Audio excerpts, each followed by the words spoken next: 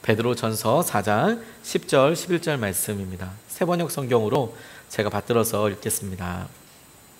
각 사람은 은사를 받은 대로 하나님의 여러 가지 은혜를 맡은 선한 관리인으로서 서로 봉사하십시오.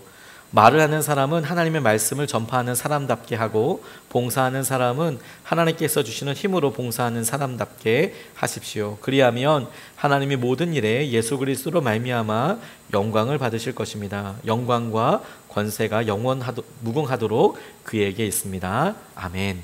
아멘. 오늘 베드로 전서를 통해서 날마다 새로운 희망에 대해서 우리가 붙잡게 되는 14번째 시간입니다. 오늘 짧지만 이 두 구절 말씀을 통해서 주님께서 우리에게 우리가 희망에 있어서나 믿음에 있어서 뭔가 한계가 있다라고 생각하는 영역을 넘어서게 하시는 그런 축복과 은혜가 있기를 주님의 이름으로 축복합니다. 1900년, 딱 1900년에 에비슨이라는 박사가 미국 카네기홀에서 열린 미국 선교대회에서 보고를 했습니다. 여러 선교사들이 모여서 미국에서 당시만 해도 학생 자원운동을 통해서 전 세계에 많은 선교사님들이 나갔었는데, 그 선교사님들이 모여서 카네기홀에서 이 나라에서는 어떤 일이 있고 이 나라에서는 이런 일이 있었다, 선교대회와 보고를 하면서 어떻게 우리가 선교를 더 할 것인가, 이런 거룩한 모임이 있었답니다. 그리고 그곳에서 이 에비슨 박사가 조선에 대해서, 특별히 조선의 의료 사업에 대해서 보고했다고 나와 있습니다. 기록에. 조선에 병원이 없습니다. 그때 당시만 해도 진짜 근대식 병원이 있었던 것이 아니고 그냥 선교사님들이 모였고 개인 집을 얻어서 그 개인 집에서 모였던 것들이 거의 대부분이었기 때문에 근대식에, 여기서 근대식이라 수술실도 있고 진료실도 있고 이런 기본적인 어떤 병원이 있어야겠습니다 라고 보고를 하고, 이런 것을 위해서 같이 기도해 주십시오 라고 이야기했는데, 마침 그런 뜻을 잘 전달받은 세브란스라는 사람이 당시에는 아주 혁신적이었던, 요즘으로 얘기하면 매킨토시 컴퓨터와 비슷한 타자기를 발견했었는데, 세브란스 타자기를 특허도 받고 당시에는 그게 아주 히트 아이템이었답니다. 그 돈을 아주 많이 벌었는데 이 세브란스라는 분이 선뜻 병원 건축비를 기증하였다는 거예요. 그리고 그 결과로 오늘 저기 신촌에 세브란스 병원이 서게 됐습니다. 이 세브란스 병원 앞뜰에 이 세브란스라는 분의 동상이 세워져 있어요. 기증을 하셔서 하신. 근데 거기에 이런 글귀가 새겨져 있습니다. 받는 당신의 기쁨보다 주는 나의 기쁨이 훨씬 더 큽니다. 받는 당신의 기쁨보다 주는 나의 기쁨이 훨씬 더 큽니다. 이 세브란스의 말입니다. 이렇게 기증하고 이렇게 병원을 짓게 됐는데 이게 엄청 크다. 그가 에비슨 박사에게 병원 설립비를 주면서 한 말인데, 하나님께서 하나님을 기쁘시게 하는 사람이 진정한 기쁨을 누리면서 살 수 있다. 우리가 주는 것을 통해서, 무언가 하는 것을 통해서 우리가 그냥 뭔가 얻고 소유하고 누리고 발버둥 쳐서 할 수 있는 영역을 넘어서는 다른 은혜의 차원들이 우리에게 있다. 오늘 여기서부터 이야기를 시작할 수 있으면 좋겠습니다. 우리가 주로 고통을 호소하고 아프다라고 이야기할 때 우리가 무언가가 없어서 그렇게 기도하는 경우들이 많거든요. 다른 사람들에게 다 있다는 건강이 내게 없고, 다른 사람들에게 다 있다는 관계의 어떤 평안함, 혹은 말, 위로, 이런 거 있을 법한데 난 이게 제일 필요한데 라고 생각하는 것들이 내게 없어서 고통스럽다. 이제 내 문제, 나의 것으로 생각해서 왜 이게 한계가 없을까? 나는 왜 계속 기도하는데 이걸 넘어서지 못할까? 왜 똑같은 이런 문제 가운데 있을까? 시선을 한번 바꿔보는 것이죠. 하나님께서 우리에게 어떤 일들을 주실까? 사랑은 서로 나누면 커집니다. 사랑은 서로 나누면 커지고 열매가 됩니다. 희망은 함께 나누면 분명한 목표가 돼요. 희망은 함께 나누면 분명한 목표가 됩니다. 아무렇지도 않게 나누는 것 같지만 그렇게 하나님께서 하신 은혜를 누리게 된다니까요. 미국의 대부흥운동을 이끌었던 이 학생 자원운동이라는 선교적인 그것 때문에 수천 명이 선교사로 미국에서 나가게 됐는데, 그런 거룩한 선교운동의 시발점, 촉발점이 됐던 기도회가 있어요. 건초더미 기도회라는 기도회가 있어요. 이렇게 비가 많이 오는 날, 물론 낮이긴 했습니다만 비가 갑자기 소나기가 막 내리니까 네 명이 이 비를 피하기 위해서 우리나라 예전에 이렇게 건초더미 쌓아놓은 이런 곳에 초가집은 아니고 그렇게 쌓아놓은 그곳에 있는 구멍에 들어가서 있고 비가 그치지 않으니까 기도회를 했다는 거예요. 근데 그때 기도할 때 세계 선교를 위해서 기도하고, 참 뜬금없죠. 비 오는데 그곳에서 세계 선교를 위해서 기도하고, 그러니 하나님께서 그 일을 통해서 학생 자원운동을 일으키시고 엄청난 선교, 수천 명, 그러면 10,000명이 넘어가는 선교사님들이 퍼졌고, 그 가장 커다란 수혜자가 저희 조선이었어요. 저희 나라였어요. 4명이 그냥 희망을, 이렇게 됐으면 좋겠다, 이렇게 했으면 좋겠다라고 나눴는데 하나님께서 은혜를 부어주시는 것이죠. 그런데 여러분, 이렇게 함께 나눈 희망을 이야기할 때에 이 희망이 계속 이끌어져 가기 위해서 공동체가 너무너무 중요해요. 함께하는 사람들, 희망이 사그러들지 않고 계속해서 자라기 위해서 혼자만 갖고 있으면 지치고 힘들어지거든요. 근데 함께하면, 누가 함께할 수 있으면 이게 혼자만의 강력한 힘에 붙일 때가 있거든요. 아무리 의지력이 좋은 사람도 반드시 한계가 있게 되거든요. 근데 아주 사소한 도움이어도 1명만 2명만 함께해도 이것이 줄줄이 섬김으로, 줄줄이 사랑으로, 줄줄이 희망으로 나아가게 돼요. 베드로전서가 마지막 세상에 그 베드로가 처해 있던 여러 상황들과 환경들과 이 편지를 받는 사람들에게 있어서 희망과 관련돼서 적용하면서, 저는 우리에게 주신 이 본문 말씀이 우리가 처해 있는 환경을 넘어서게 할 거라고 이렇게 붙잡고 기도하게 됐어요. 한자의 사람 인자가 사람 둘이 이렇게 기대어 있는 것을 형상화한 거랍니다. 서로가 서로를 기대어서 살아가는 것이 사람입니다. 이렇게 표현하는데, 이것을 조금 더 다른 의미로 풀어보면, 우리가 다른 사람과 함께 할 때에 진짜 사람답게 살 수 있겠구나. 나 혼자서는 사람이라고 할 수 없을 만큼, 오히려 둘, 셋일 때 우리가 힘들다고 생각하는 바로 그럴 때에 진짜 사람의 은혜와 희망과 기쁨과 자유를 누리게 되는 거구나. 오늘 본문 말씀이 우리에게 주시는 희망과 마음에 대해서 첫 번째로 도전하는 것이 은사를 받은 대로 서로 섬기라라는 거예요. 은사를 받은 대로 서로 섬겨라. 10절 말씀에 보면 각 사람은 은사를 받은 대로 하나님의 여러 가지 은혜를 맡은 선한 관리인으로서 서로 봉사하십시오 라고 이렇게 나와 있어요. 그래서 여기서 두 군데를 집중하게 됐는데, 첫 번째가 뭐였냐면 은사를 받은 대로, 근데 각 사람이 은사를 받은 대로 라는 거예요. 똑같이 하면 잘하는 사람이 있고 못하는 사람이 있더라고요. 똑같은 기준으로 하면 반드시 1등이 나오고 꼴등이 나옵니다. 똑같은 기준으로 하면 그 일을 탁월하게 잘하는 사람이 있고 그 일이 잘 맞는 사람이 있어요. 근데 그 일이 정말 노력을 해도 힘든 사람들이 있어요. 근데 그 한 가지 기준으로 사람을 평가하면 뭔가 자기가 되게 힘들고 어려워지는 경우들이 있거든요. 그렇지 않습니까? 우리가 교육에 대해서 이야기할 때에도 성적 하나만 가지고 평가하면 성적이 잘 나오는 사람 1등, 그 성적, 그 기준으로 반드시 꼴등이 나올 수밖에 없죠. 뭐든 다 그렇습니다. 기준 하나로만 생각한다면. 그래서 이것을 정말 그 기준이 합당하지 않기 때문에 다양하게 기준을 보고 사람들을 평가하는데, 은사도 그렇습니다. 교회에서도 마찬가지예요. 교회에서도 하나님께서 주시는 은혜가 사람들에게 다 똑같이 적용되지 않습니다. 재정으로도 마찬가지예요. 많은 사람들이 제일 쉽게 평가하는 것이 돈을 많이 벌었느냐, 얼마나 가지고 있느냐, 무슨 차를 몰고 다니느냐, 이것을 가지고 나는 그것도 없는데, 나는 그 정도의 재력도 없는데 1등서부터 꼴등 나오는 그런 생각 가지고 해요. 근데 성경은 각 사람마다 은사가 다르다, 기준이 다르다, 잘할 수 있는 게 다르다, 그것을 가지고 봉사하는 것이다, 그것을 가지고 하나님 앞에 쓰임받는 것이다 라고 말하고 있는 거예요. 내가 잘하는 것으로.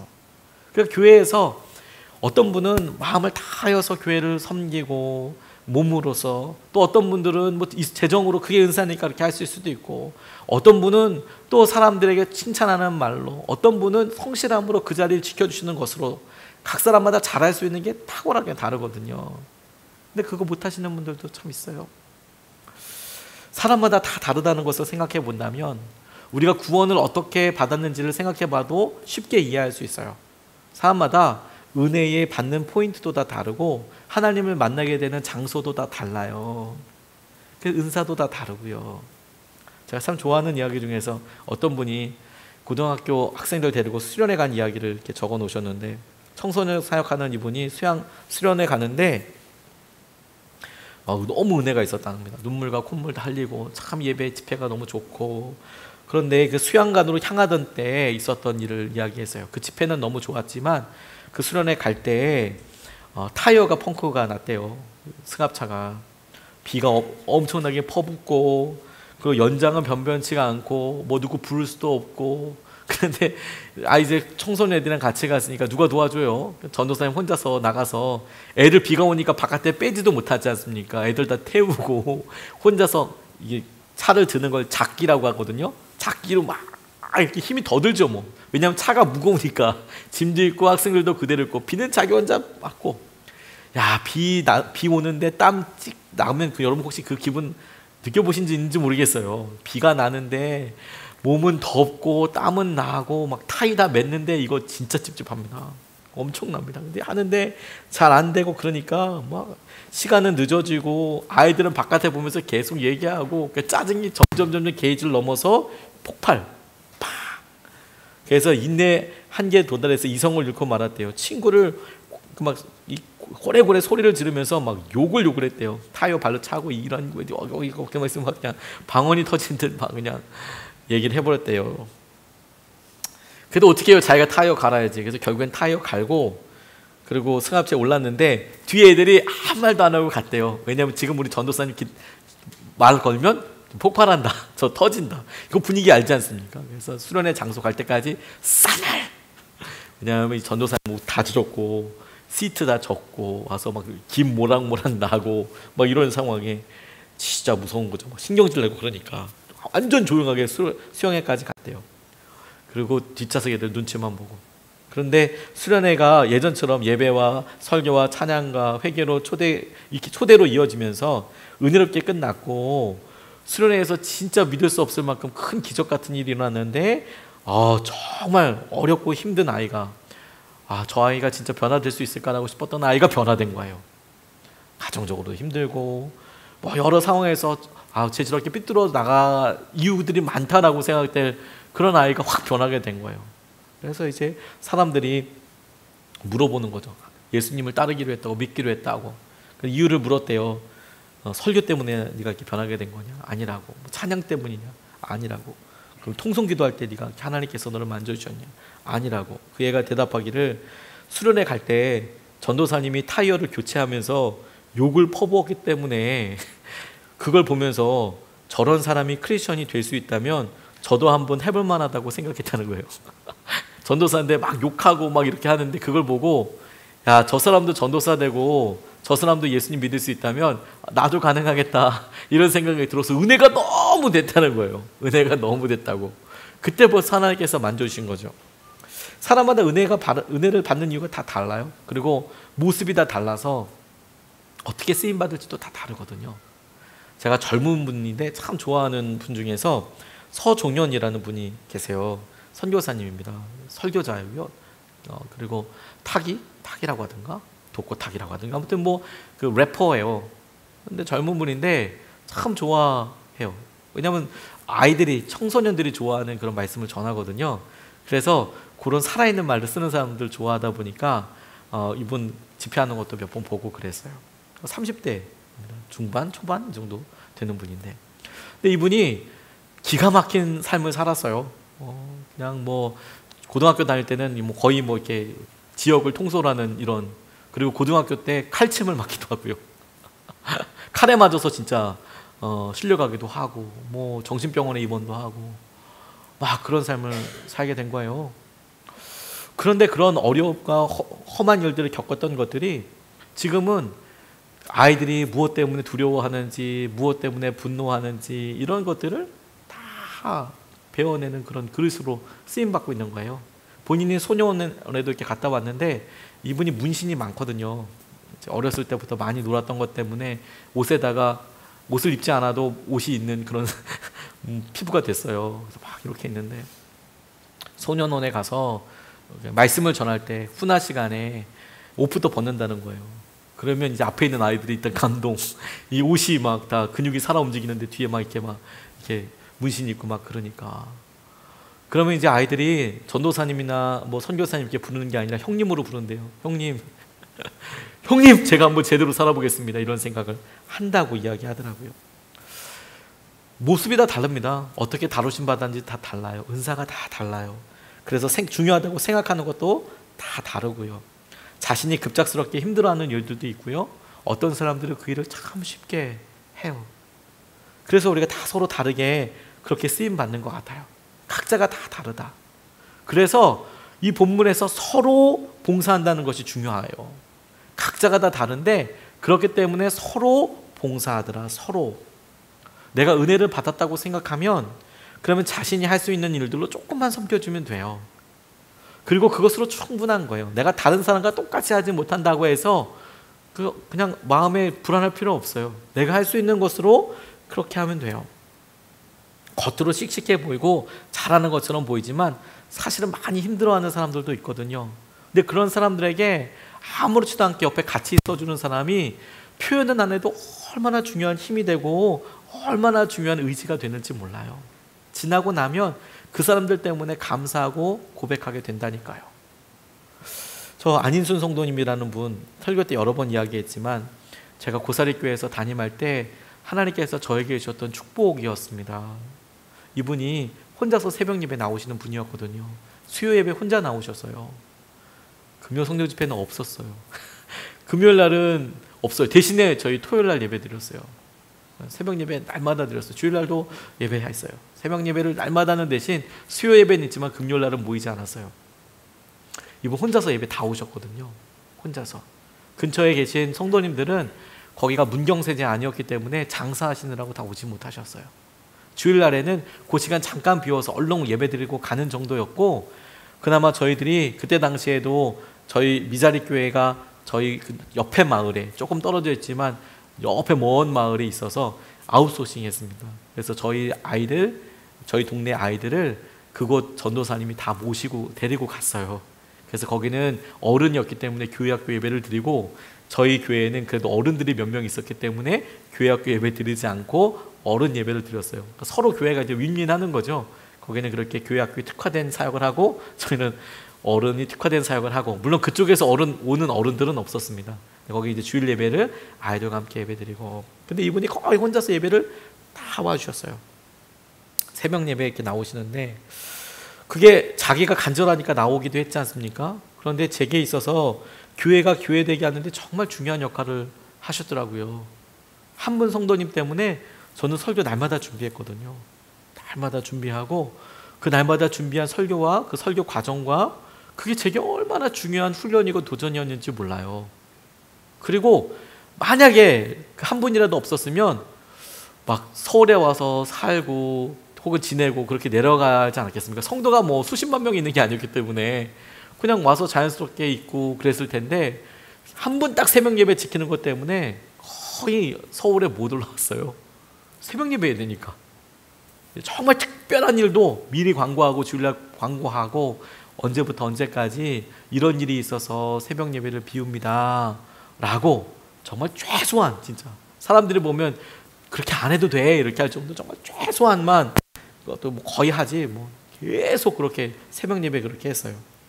그분 정말 중요한 역할을 하신 거라고 깨달아졌어요. 제게 있어서 예배의 자리가 얼마나 중요한지, 하나님만 바라보고 드리는 예배라는 것이 얼마나 값진 것인지 그분 통해서 정말 깨닫게 됐어요. 근데 그분한테 그 말씀을 제가 해드렸나 모르겠어요. 그렇게 귀한 사역을 하셨더라고. 각각 은사가 달라요. 사람이 적으니까 그 은사가 아주 극명하게 드러나더라고요. 저는 설교하는 사람으로서 제 은사를 썼고요. 그분은 아무 은사가 없는 것 같아 보이지만 성실함으로, 그리고 마음속에는 간절함으로 그 자리에 지키는 것으로 그분이 은사를 다 하신 것이죠. 근데 그걸 통해서 그분도 어려움의 시기를 넘어서게 되고, 저도 그분 없었으면 아마 우울증 와서 힘들어서 정말 절망했을 수도 있을 것 같아요. 근데 그 순간을 넘어서고 작은 일처럼 보이는 일들이 모아져서 서로 섬기는 게 얼마나 중요한 일인지 몰라요. 그러니까 여러분, 우리가 우리의 상황에 믿음의 일들을 할 때 스스로가 작은 일을 하고 있다고 폄하하지 마세요. 그 일은 우리 교회에, 그 일은 하나님을 위해서 꼭 필요한 일이니까요. 하나님께서 서로 돌보라고 말씀하셨는데 내가 지금 할 수 있는 이것, 내가 지금 할 수 있는 이것을 하나님은 정말 기쁘게 받으신다라는 거예요. 그래서 여러분, 우리가 정말 뒤에 있는 사람들로부터, 내가 속장님이나 내게 주위에 있는 여러 사람들로부터 내가 은혜를 누렸어라고 생각한다면 본인이 할 수 있는 일로 그분에게나 주위에 있는 다른 분에게 자기가 할 수 있는 일로 조금만 해주셔도 돼요. 그러면 우리의 희망이 더더더 풍성하게 살아나게 될 거예요. 무엇을 더 커다란 일을 하라는 게 아닙니다. 뭐 어렵고 부담되게 뭘 하라는 게 아니라 그냥 그 사람의 최선을 알아주고, 그리고 나도 그 사람에게 있어서 힘이 될 만한 말과 함께 있어주는 것과, 그걸 하나님께서 우리에게 꿈과 희망을 이끌어가는 중요한 통로로 쓰세요. 두 번째가요, 그런 우리에게 주님께서 기준 하나를 말씀하여 주시는데, 하나님께서 공급하여 주시는 것처럼, 하나님께서 우리에게 하라고 시키신 것처럼 하라는 거예요. 말을 할 때에도, 봉사를 할 때에도.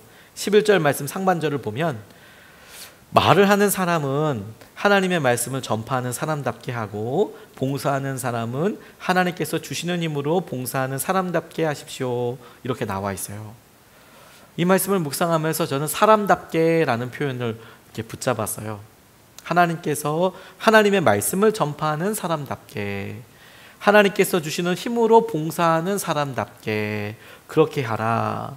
왜냐하면 이 단어가 사람을 구분하고 있거든요. 똑같이 일을 하는데 어떤 사람은 그냥 말하는 사람이 있고, 어떤 사람은 하나님의 말을 전파하는 것처럼 말하는 사람이 있고, 똑같이 봉사하더라도 자기가 할 수 있는 능력과 자기의 수준으로만 하는 사람이 있고, 어떤 사람에게는 하나님의 능력으로 하는 것이라고 할 수밖에 없는 그런 사람답게 하는 사람이 있더라.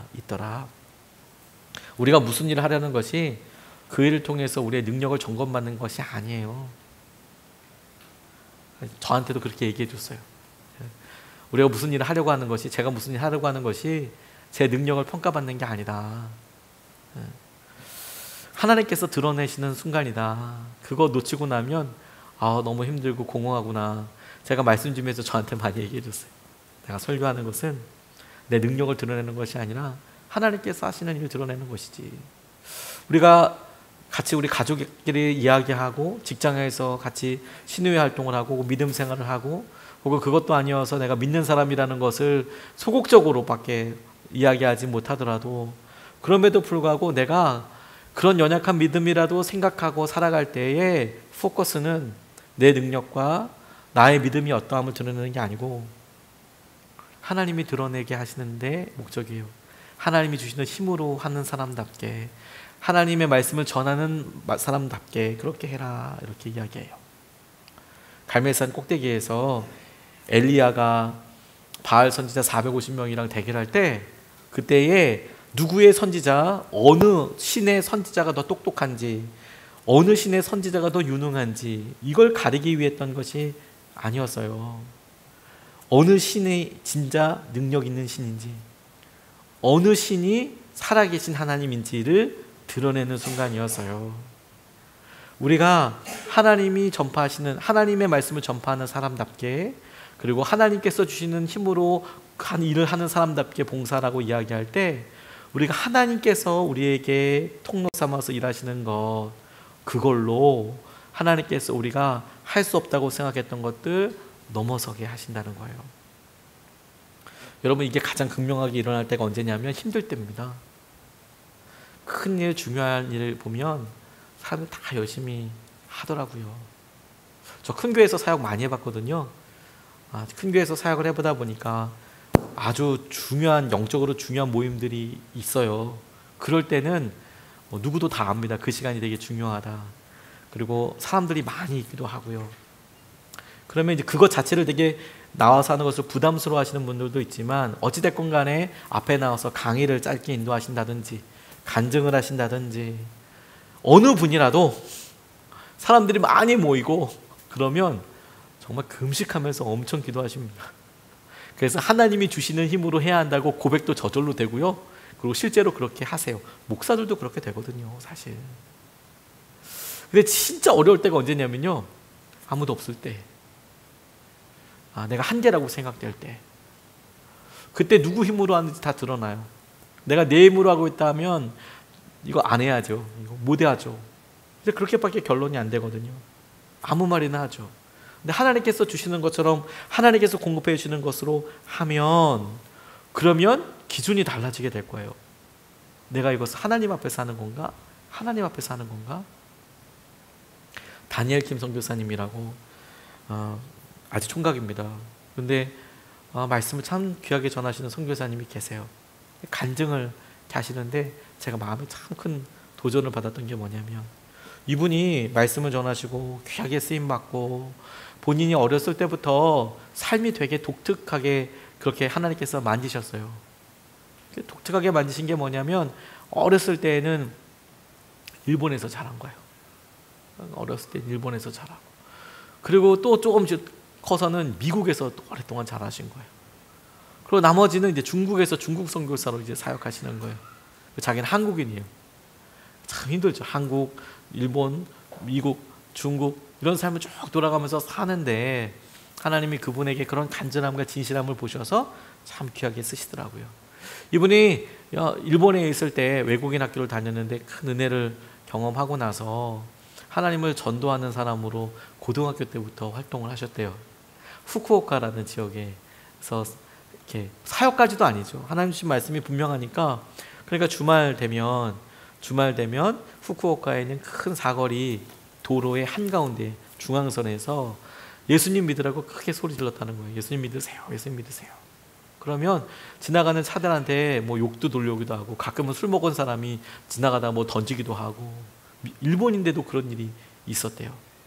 이분이 자기가 청년들한테, 젊은 분들한테 도전하기를, 어떤 분들은 자기가 지금 선교사로서 이런 큰 교회에서 설교도 하고 사람들이 자기의 사역을 귀 기울여 주기도 하고 그러니까 부러워하기도 하는데, 속지 말라고. 내 첫 번째 무대는, 본인의 첫 번째 설교단은 아무도 알아주지 못했던 중앙선 한가운데였다고, 중앙 분리되었다고. 그 위에서 사람들이 보던 안 보던 계속 외치고 그렇게 했더니 하나님께서 그 마음을 정결하게 보시고 기쁘게 보셔서 그 메시지, 그 이야기를 들어야 될 많은 사람들을 만나게 해 주시더라. 그게 하나님의 방법이더라. 제가 그 말에 100% 공감했어요. 우리는 여러분, 하나님께서 주시는 힘으로 하기 위한 공급할 수 있는 장소를 원하잖아요. 근데 우리의 힘이, 우리의 능력이 끊어졌다고 생각하는 그곳이 하나님의 힘이 드러날 때예요. 그리고 우리가 하나님의 말씀을 전해야 될 때 그것은 설교단이 아니라 우리가 누구든 이 사람에게 하나님의 말씀을 전해야겠다라고 생각하는 순간이 하나님께서 설교하는 사람들에게 주시는 그런 은혜와 역사하심을 덧입을 때예요. 온전히 순종하기로 결단한 사람이 하나님의 때에 놀라운 일들도 하는 거거든요. 그걸 붙잡자고 이야기하는 거예요. 우리의 마음속에 하나님께서 이야기하시고 보게 하시는 것에 작은 순종이어도 그것을 따라가고 붙잡으면 주님의 은혜가 거기서부터 흘러넘치는 해가 되는 것이죠. 이것이 이런 작은 순종이 하나님의 영광에 드러나고 하나님께서 우리를 쓰시는 통로가 된다는 게 오늘 말씀의 결론입니다. 11절 말씀을 다시 한번 쭉 보면 이렇습니다. 말을 하는 사람은 하나님의 말씀을 전파하는 사람답게 하고, 봉사하는 사람은 하나님께서 주시는 힘으로 봉사하는 사람답게 하십시오. 그리하면 하나님이 모든 일에 예수 그리스도로 말미암아 영광을 받을 것입니다. 영광과 권세가 영원무궁하도록 그에게 있습니다. 아멘. 이렇게 나와 있어요. 자, 이 말씀이 그리하면, 하나님께서 공급해 주시는 힘으로 하는 것처럼 봉사하고 하나님의 말씀을 전하는 사람처럼 그렇게 말을 전하면, 그리하면 하나님이 모든 일에 예수 그리스도로 말미암아 영광을 받으실 것이래요. 모든 일에, 이 말이 무엇이냐면 우리가 하나님께서 공급해 주시는 힘으로 하는 그 일이 아주 성대하고 혹은 성공하고 사람들이 보기에 부러워할 만해서가 아니고, 그냥 모든 일에, 심지어 우리가 주님께서 공급해 주시는 힘으로 계속 하고 있지만 그 삶의 현실은 여전히 힘들고 낙담이고 어려워 보이는 때라도 모든 일에 하나님께서 영광을 드러내신대요. 저는 이게 약속처럼 다가왔어요. 어떤 약속이냐면요, 이게 우리의 한계를 넘어서게 하는 거구나. 우리는 돈 없으니까 못해, 시간 없으니까 못해, 지금이 내 인생에서 제일 힘들어서 못해, 안 돼, 이렇게 생각하잖아요. 그런데 하나님께서는 우리가 방향을 하나님께서 공급해 주시는 힘으로 하고 하나님의 말씀을 전하는 것처럼 그런 사람처럼 말을 하면 그 일이 무엇이든지 모든 일에 예수 그리스도로 말미암아 하나님의 영광이 드러나게 될 것이다 라고 말씀해 주셨다면 이건 반드시 그렇게 될 거 아니겠습니까? 그래서 어려운데, 이렇게나 어려운데 하나님이 일하셨어. 하나님께서 하신 것을 드러내게 될 거야. 그러니까 오히려 이게 거꾸로 기회가 된다는 것을 알았어요. 우리에게는 약속이에요, 약속. 어떤 약속이냐면 모든 일에 영광을 받으시겠다고 하셨으니까 우리가 지금 당면한 일에 대해서 내가 하나님께서 주시는 힘으로 하고, 그리고 지금 당한 여러 일들에 주님께서 하나님의 말을 하는 사람처럼 말을 하며 계속 그렇게 하나님께서 하신 여러 일들을 의지하고 나아가면 하나님의 영광이 드러나게 된다는 거예요. 그래서 결과를 책임져 주시겠다라는 거죠. 그러니까 여러분, 이게 어떻게 받아들여야 되는 거냐면, 하나님 오늘 이 일을 통하여서 주님께서 이거 안 된다고 생각하고, 난 이게 하나님 지금 제일 바빠요, 제일 힘들어요. 그런데 제일 바쁘고 힘들 때이기 때문에만 할 수 있는 기회라는 거예요. 여러분, 우리의 간증이 다 그렇습니다. 우리가 제일 힘들었어요, 제일 가난해요, 마음이 가난해요, 제일 여력이 없어요. 근데 그때 심은 것들이 진짜가 돼요. 그때 심은 것들만 진짜가 돼요, 사실. 그러니까 지나갈 일, 이거 다 지나갈 일이거든요, 여러분. 아무리 힘들어도 이거 진짜 다 지나갈 일이에요. 그리고 이때는요, 예수님을 믿어도 힘들다고 우리가 얘기하죠. 예수님을 안 믿으면 더 힘들어요. 근데 어차피 힘든 일이에요. 근데 어차피 지나갈 일이기도 해요. 근데 그때 우리가 적어도 열매를 붙잡을 수 있어요. 열매를 거둘 수 있는 확실한 희망을 붙잡을 수 있어요. 하나님의 힘으로, 하나님이 주시는 힘으로 하는 것처럼, 하나님의 말씀을 전하는 사람처럼 말하고 그렇게 하나님을 의지하면 우리 스스로가 선택하는 거예요. 내가 이 고난의 시기를, 가장 어려운 시기를 지나지만, 그래, 똑같이 어려울 수 있고 어떤 면에서 조금 더 어려워질 수 있지만 열매 있는 미래를 선택할 것이냐, 아니면 열매 없는 미래를 선택할 것이냐예요. 우리의 어려움과 우리의 상황은 반드시 끝이 납니다. 반드시 해결되고 반드시 다른 국면으로 넘어가게 될 거예요. 근데 오늘 우리가 믿음으로 선택하는 거예요. 그런데 이 고난이 끝나고 났을 때 우리가 어떻게 해도 이 고난의 시간을, 그래, 나가 고난으로 정탕으로 보내, 어떻게, 왜 해결이 안 돼, 이런 일에 고민하고 노심초사하면서 보내죠. 믿음이 있어 없어도 그럴 수 있겠다고 싶어요. 그런데 여러분, 결과가 달라요. 하나님의 영광에 드러나는 열매가 있을 것이냐, 그렇지 않을 것이냐. 이거 놀랍지 않습니까? 다시 한번 여러분한테 강조해서 한 번 더 이야기해 드리고 싶어요. 우리가 선택하는 거라니까요. 고난의 시기는 지나가는데 우리가 열매 있는 고난을 선택할 것이냐, 열매 없는 고난을 그냥 선택할 것이냐. 그렇게 생각하면 우리에게 확실히 기회가 된다니까요. 지금 이 시간이, 이렇게 고난과 이걸 정통으로 통과하는 이 시간이 하나님을 위해서 드릴 수 있는 정말 놀라운 찬스가 되겠구나, 기회가 되겠구나. 야, 이거 나중에 진짜 간증하겠다, 이런 생각하게 된다니까요.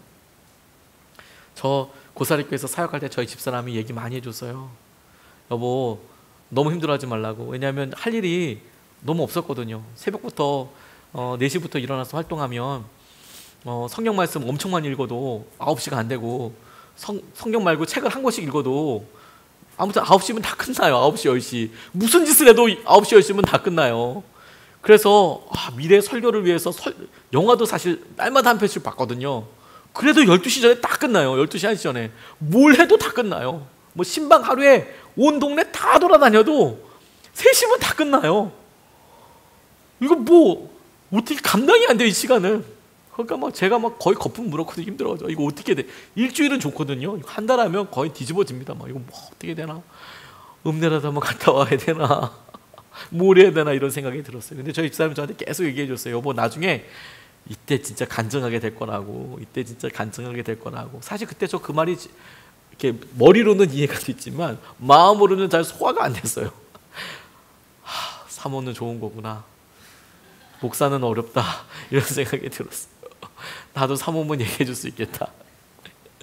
근데 지금 그 말이 진짜 맞아요. 그때 진짜 많이 생각나요. 그때 제가 그렇게 막 몸부림쳤던 것들이, 혹은 그렇게 막 쥐어짜듯이 이렇게 보냈던 시간들이 다 열매로 다 있더라고요. 열매 다 있더라고요. 제가 과거들 한번 생각해 봤어요. 중요한 순종들을 이라고 제가 꼽을 수 있는 몇 가지, 부끄럽지만 이렇게 생각했을 때, 제게 대학원 이렇게 일반 대학원을, 그리고 신대원이랑 같이 다녔던 적이 있었거든요. 되게 힘들었어요. 대학원을 2개 다니니까 공부를 정말 죽을 만큼 했어요. 죽을 만큼. 한 27학점 정도 들었어요. 대학원 과목으로. 와, 이걸 인문계 과목을 그렇게 하려고 하니까 거의 잠자는 시간이 없더라고요. 막. 그런데 하나를 수료하고 나니까 공백기도 오고 힘들고 막 그런 것도 있었어요. 근데 제 마음속에 제일 힘든 건 뭐냐면 사역지가 없는 거였거든요. 사역 열심히 하다가 큰 교회에서 사역하다가 거기서 기쁨이 없어서 그만두고 딱 1년을 아무 사역도 안 했어요. 물론 공부는 하긴 했지만 아무 사역도 안 하고 있는데, 하나 어디 가야 되죠? 어떻게 해야 되죠? 진짜 마음이 가난해지더라고요. 뭘 할까? 마음이 진짜 가난해지더라고요. 근데 금식하면서 이렇게 갔는데 목사님 한번 만나서 하나님 종으로 사는 것에 대한, 이미 제가 목사가 될 거고 신학교를 다니고 신대원을 다니고 있고 제 앞길이 결정된 것 같지만, 그런데 제가 목사가 되겠다고 결정하는 것과 하나님의 종으로 살기로 결정하는 것은 다르더라고요. 그게 다르더라고요. 하나님의 종이라는 것이 목사를 지칭하는 수도 있지만 아닐 수도 있다는 것을 알았어요. 목사라고 다 하나님의 종이 아닐 수도 있겠구나. 그리고 목사가 아니어도 얼마든지 하나님의 종일 수 있겠구나. 그걸 알았어요. 근데 그때가 뭘 하지? 뭘 하면 나한테 좋고, 혹은 성공이라고 생각할 만한 것도 안 해본 거 아니거든요. 뭘 하면 정말 내 삶에 가치 있을까? 온통 가능성으로 있을 때가 제일 힘들었어요. 제일 어려웠어요. 그런데 지나놓고 나니까 그때 기회를 드린 게 가장 힘들었을 때 했던 고백이 진짜 남는 거더라고요. 진짜. 허슨 테일러가 신경쇠약으로 너무 고통받았습니다. 우리는 그가 승승장구했을 거라고만 생각하지만 허슨 테일러가 실제로 사역하면서 너무너무 힘들었대요. 너무너무. 그가 보스턴에서 설교하기 위해서 강대상에 서서 그냥 2가지 말만 그냥 미친 사람처럼 계속 얘기했대요. 하나가 뭐냐면, 주님을 의지하는 마음이 지나치게 작을 수는 있지만 주님을 의지하는 마음이 지나치게 클 수는 없습니다. 이렇게 이야기했대요. 그러니까 우리가 늘 주님을 의지하지 않는다, 이 얘기죠. 쉽게 얘기하면 우리가 주님을 더 많이 의지해도 된다, 그게 결코 부족함이 없다, 하나님을 더 의지할 수 있다, 그런 말과, 또 하나가 우리는 미쁨이 없을지라도 주는 항상 동일하시니 일향 미쁘시니 자기를 부인할 수 없으시리라. 항상 말씀을 지키시는 분이시다. 이거 이야기만, 그 2마디만 계속 반복했답니다. 근데 그리고 런던으로 돌아가서 의사의 처방대로 요양을 하기 위해서 너무 지쳤기 때문에 요양을 하기 위해서 이사를 했는데, 그곳에서 중국에 자기가 사역하고 있었던 그 지역에 의화단의 난이 일어나서 동료 선교사 58명과 그 선교사님들의 어린아이 21명이 학살되었다는 소식을 들었어요. 일방적으로 학살되었다는. 그러니까 선교사로서 내가 너무 지쳐서 수십 년 동안 중국에 있어서 지금 이곳에 나와 있지만 거기서 마땅히 죽어야 될 사람은 자기라고 생각이 들고, 근데 자기가 파송했던 자기의 동력자들, 그리고 애들은 무슨 죄가 있습니까? 그곳에 같이 있었다가 그곳에서 마지막을 당한 아이들은 무슨 죄가 있어요? 마음이 너무 무겁죠. 가뜩이나 병들고 있는 그의 마음속에 견딜 수 없는 어려움을 그가 겪고 있었는데, 그때 그는 아내에게 이런 고백을 했대요. 나는 아무것도 읽을 수도 없고 아무것도 생각할 수도 없고 심지어는 기도조차 할 수가 없어. 하지만 난 의지할 수 있지. 하지만 난 의지할 수 있지. 허슨 테일러가 그 중요한 시기에 하나님을 의지하기만 했대요. 그게 뭐 얼마나 커다란 일이에요, 여러분. 행동으로 친다면 얼마나 커다란 가치를 가지고 있을까요? 그거 아무도 몰라요. 그런데 그가 단순하게 하나님을 의지하고 하나님께서 주는 힘으로 하듯이 그가 의지했을 뿐인데, 하나님의 말씀을 말하는 사람처럼 그가 그렇게 선포했을 뿐인데, 그 일의 시작이 중국 내지 선교회가 엄청나게 부흥하고 그의 선교의 사역이 꽃이 피게 되고, 하나님께서 그 다음에는 더 커다란 은혜로 중국을 품어주시는 중요한 단초와 기준이 되었다는 거예요. 우리가 여러분 우리에게 있는 어려움과 아픔과 낙담들을 하나님께서 주시는 그런, 하나님께서 원하시는 기쁘게 하시는 그런 삶을 통해서 하나님이 열매를 맺게 하여 주신다니까요.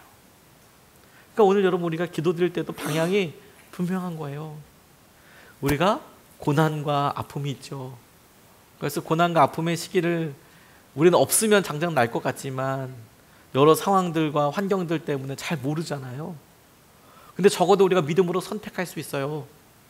우리가 하나님의 영광을 받으시는 미래와 하나님께서 이거 뭐냐, 너 왜 이렇게 아프기만 했냐? 라고 할 미래를 우리가 선택할 수 있어요. 우리가 열매 있는 미래를 지금 선택할 수 있고요, 열매 없는 미래를 우리가 지금 맞이할 수 있어요. 그게 오늘이에요.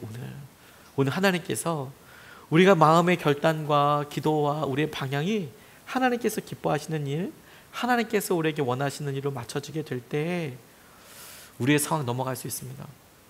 여러분 이거 별거 아닐 수 있어요. 아니 그게 일 자체가 별거 아니라는 게 아니라요, 먼 미래에 우리가 이걸 봤을 때 하나님께서 함께 하시는 영광의 통로요, 하나님께서 우리에게 너 진짜 잘했다, 야 이때 그 고백이 진짜 이렇게 됐네, 그때 그 고백이 우리에게 진짜 이렇게 놀라운 역사하심이 됐네 라고 고백하게 되는 날이 반드시 오게 될 줄로 믿습니다. 우리가 이 말씀을 가지고 기도하기 전에 먼저 좀 찬양하고 싶어요. 나 주님의 기쁨 되기 원하네 찬양하고 같이 기도하고 싶은데요. 여러분 우리가 늘 주님을 사모하고 갈망하죠. 우리 입으로 계속해서 반복해서 고백드리는 겁니다. 우리 주님 기쁨 되기 원합니다. 그게 주님의 기쁨이 될 때 주님께서 우리를 넘어서게 하세요. 찬양과 함께 주님께서 우리의 마음을 이렇게 열어주시기를 축복합니다.